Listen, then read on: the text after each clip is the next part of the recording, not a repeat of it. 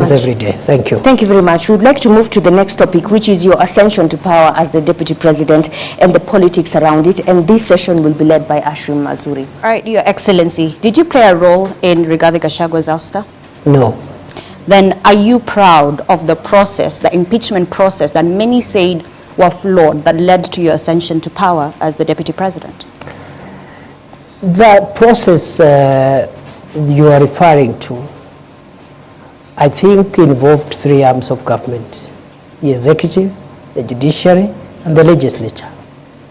To that extent, to the extent that constitutional institutions were involved and are still involved, I see no problem with that process, and if there is a problem, there is a way of remedying that problem. What about the right to fair hearing that he did not get? That is the matter before court, unless you want me to discuss the merits of the matter before court. So then what's your relationship between you and the ousted, impeached Deputy President? As it was before. Are you friends or not? We are good people, we're good friends. I have no reason to complain in the past, present, and even in the future. Was there a handover? Yes. An official handover? Was there an official handover? There wasn't an official handover because the former Deputy President is in court. You wouldn't expect him to hand over if he's in court. Your Excellency, which IEBC cleared you? Did you take your papers there? How were you cleared by the IEBC?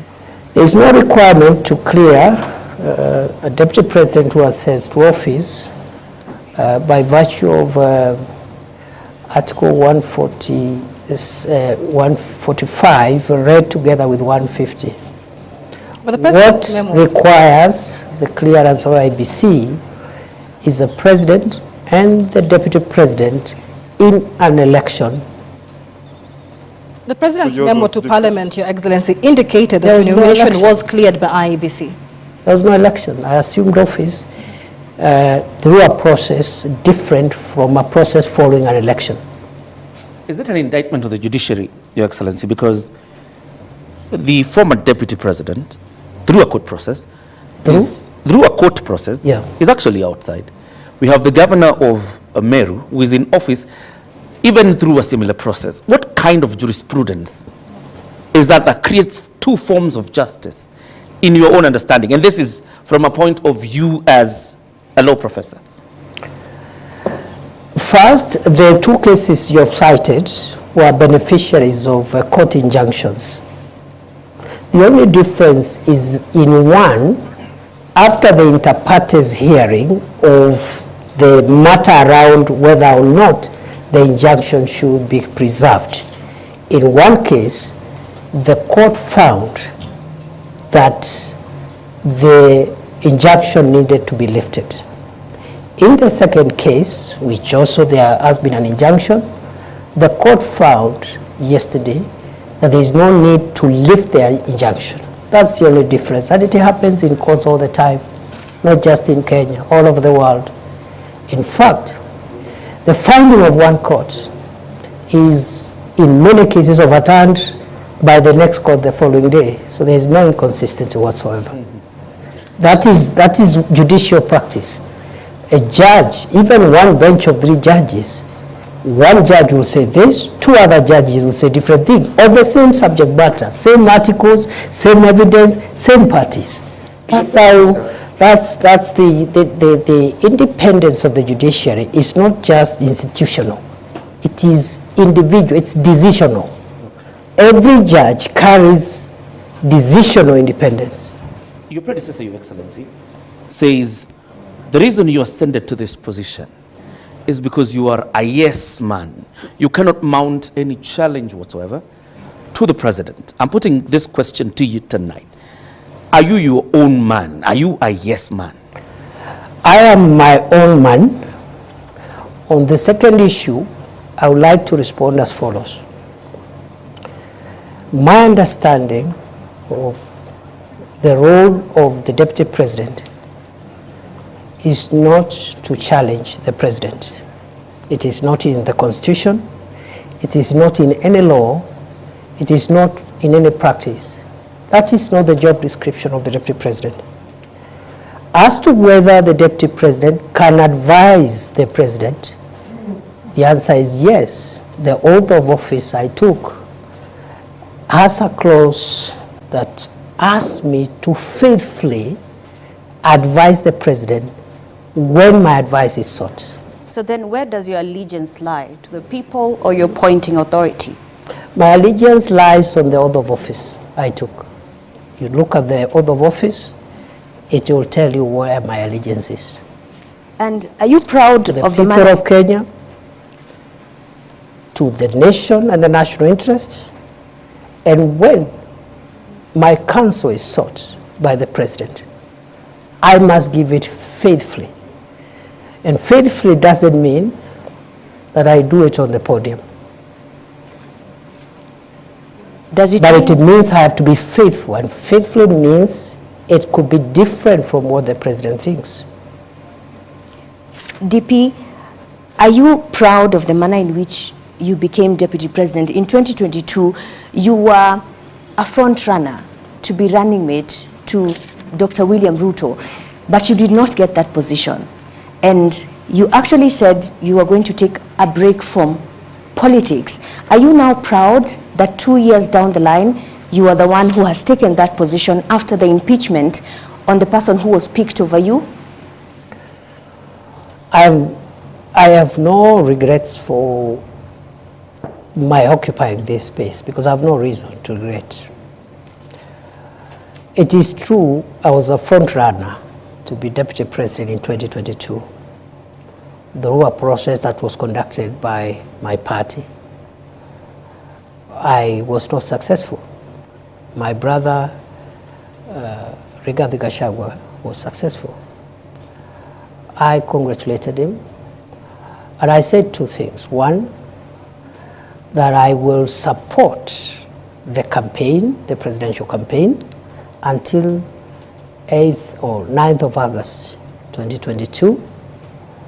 And after that, I will take a break from elective and appointive positions. But you still took the CS Just a moment. position. Just a moment. After I made those two very important decisions, which I made after soul searching and consulting everyone who needed to be consulted, my party and its leadership met and persuaded me as a member of the party, because I didn't say I'll leave the party. I said I'll campaign for President Ruto and his deputy, but after that I'll not be running for any office. I'll take a break for 10 years. And therefore, the party met and persuaded me to change my mind and accept an appointive position as Minister for Interior, which I accepted. That's all. Are you the kingpin of the Mount Kenya region? Which office is that? Of course, you were endorsed. You are by a endorsed section of- by a section of Yes. members from majorly the east, where you hail from. You never dismissed that. Which office is that? Your Excellency, other than the kingpin issue, there are a majority of members of parliament who met in Nanyuki from the Mount Kenya region, that is before you ascended to the office of Deputy President, and endorsed yourself as their link in government. To the executive. You have ascended to that office now. Are you now, have you ceased being their link? Maybe you should ask them. Because I think the members of parliament, because I didn't say it, they said it. So maybe they can say it again if they wish, but to the best of my recollection, those members of parliament had expressed frustrations in getting their constituency development agenda through to government because of the breakdown of relationship they had with the former occupier of this office. And therefore, they asked me whether I could convey their needs to the president. And because I was a member of the cabinet, I saw no problem with that. But whether or not they would continue asking me to convey their messages, it's up to them to decide. Your You come from Excellency. that region. Sorry, you come from that region, the Mount Kenya region. Tharaka Nithi, where you come from, is nestled in Mount Kenya region. I want to know, because Kenya Kwanza had promises it made towards the people of that region. So who will be pushing for the implementation of these promises? That region, like other regions in Kenya, has very many elected leaders. The office I occupy now as Deputy President is an office of the Republic. Unlike other leaders, for example, who have a subnational mandate. And therefore, the way I see it is that the people from the region you're referring to, which happens to be where I was born and raised, have a right, just like the people from the coast, Western, Nyanza, Rift Valley, Northeastern. They have a right to use this office, because it's a national office, to channel their needs, interest to the government.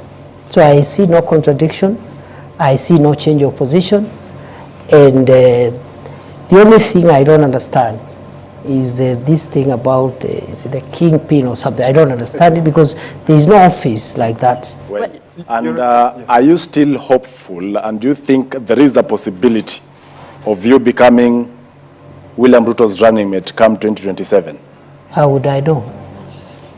Your Excellency, then you've talked about development and, those members of parliament using this office to lobby for development. Shouldn't then development be a democratic right, so that then there is no need to lobby and to push for it? That's not true. The reason you have subnational representation of political leaders, members of the National Assembly, members of the Senate, their mandate is subnational. A member of the National Assembly represents the interests, priorities of the constituency where they are elected. Of course, in the context of a broader national perspective, because some of the things that they want them passed are not projects and programs, they are legislative in nature, and you require the parliament as a whole to support you. For example, recently we had a Sugar Act sponsored by a member of parliament from Western Kenya, where sugar is mostly grown. But it required the votes of the member for the members from Northeastern Coast, where there is no sugar, and Central, to pass it. So the point is this: it is not true to say that a member of parliament does not need to articulate the interest of their people, because they are elected purposely for that. They are elected to articulate those interests and convey them either to the executive, to the legislature, and make sure that those interests at that local level are realized. During your inauguration, when you took oath of office, your boss, the President, Dr. Ruto, said he felt he was a lone voice in the executive. From your interaction, 50 days in, is he still a lone voice? And perhaps you interact with him, he's your boss. I really don't know. Do you think you're fulfilling? Do you think you're fulfilling how he's that? feeling? Yes. Because again, that's not in my place. I wouldn't know how he's feeling at the moment. All I can say is that I'm doing my best to do my constitutional duty. That constitutional duty is being principal assistant to the president, and also helping him in the delegated assignments that he has given me, and I'm doing my best. How he's feeling now, I cannot be, it's not in my place to tell you how happy he is. Do you think he's confident of what you're doing? Is he happy with what I with your work? so. I have no reason to doubt that he's confident. You've been deputy president for only 50 days now. What would you say is the qualitative difference between you and the former deputy president, given that the operating environment hasn't changed? It would be very improper for me to start comparing myself with my brother, the second deputy president. The president has spoken very highly of your leadership and your contributions, as my colleague George Maringa here says. If the president feels that he has accomplished his key goals and decides not to run for re-election, would you consider running yourself? Do you believe that you have what it takes to run the country? That question is an unfair question. Am I allowed to complain? Why is that? It is an unfair question. Because I have just been entrusted with a very serious and grave national responsibility. What is weighing in my mind now and what is really, really occupying me is the desire to discharge those obligations, because the expectations of the people of Kenya, the expectations of the president are so high. If I started occupying myself with ideas of what will happen, I don't know when, I'll be the most unsuitable person to be seated before you today. Your Excellency, I want to rephrase Michelle's question regarding you and the former deputy president. Let's not even go with the qualitative differences. But clearly there are lessons you must have learned from Gachagua's tenure in office. What lessons are those? You know, my friend, you know, in leadership is defined by certain ethos and parameters. And I want to persuade you to allow me not to discuss my brother, the Honorable Rigathi Gachagua, because he's my friend. And you've not heard me bad-mouthing him anywhere before when he was in this office or even after he left office. So please spare me, because it is not right. It is wrong to start comparing myself with the predecessor or someone who occupied this office now or in the past, or a person who would occupy it in the future. Are you being cautious, Your Excellency? The region you come from is very restive, and it's quite a significant, it has quite a significant portion in terms of votes. Are you being cautious now when I ask you the question of lessons you've learned? Are you being cautious not to antagonize the former deputy president? I have no reason to antagonize anybody. For what? Your Excellency. Your Excellency, perhaps just to buttress on what John Kiore said, when it comes to lessons learned, many have said that the seat that you occupy now, the deputy presidency, has some sort of curse. They've called it the curse of the deputy presidency. And every individual who's held this seat has had some sort of, you know, falling into political oblivion. Do you believe that you have the magic wand to change this so-called curse of the deputy? I don't believe any seat is cursed. Let's start from there. Secondly, I don't think it is a priority to start thinking whether I will survive in this seat or not. As I have said, what is weighing in my mind, the same way when I became Interior Minister and the North Rift was in that shape, Lamu, Boni was in that shape, and Northern Kenya was that shape. I told myself, including the passport crisis, I said, if I will last here for 1 year, I want to try my best and have these challenges under control. So for me, I cannot start now entertaining myself on what will happen to me, whether I'll succeed here or there. That's not for me to determine. It's beyond me. What is within my reach, what is within my control, is the focus to deliver on the job. As to whether I survive or what happens, that is not within my reach, and I cannot control what I cannot control. VP, we need to move forward to the next topic, but I would like to end this with this question. The mountain which you seem to be avoiding is hostile ground right now, and not just the mountain.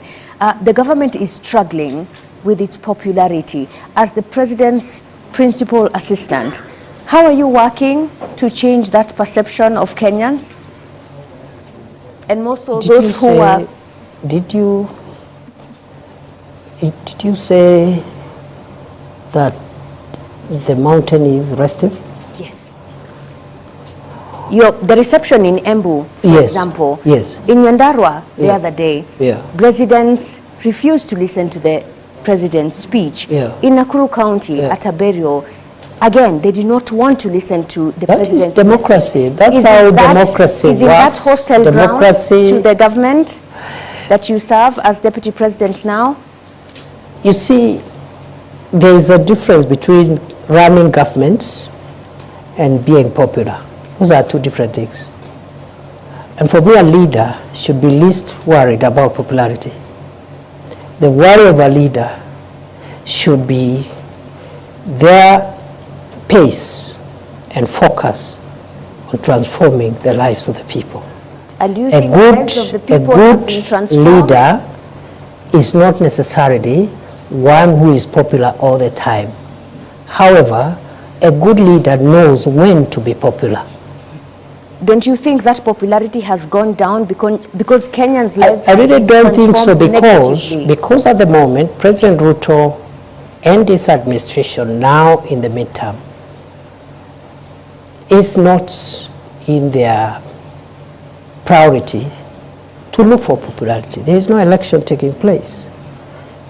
The task of the government now at midterm is to track the pace of delivery, where there are gaps, seal those gaps, and just deliver on the commitments. The time will come when there will be popularity contests.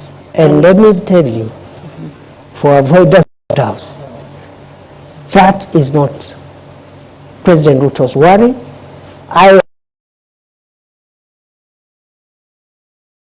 now will lose it, time will elapse. We could even win the election next time, but we will not have delivered as we ought to deliver. Your Excellency, And that transformation that you're talking about, Ashley, allow me, is what brings us into the next topic, which is about the economy. And Joel Chacha is going to lead that session. Well, the government of the day boasts of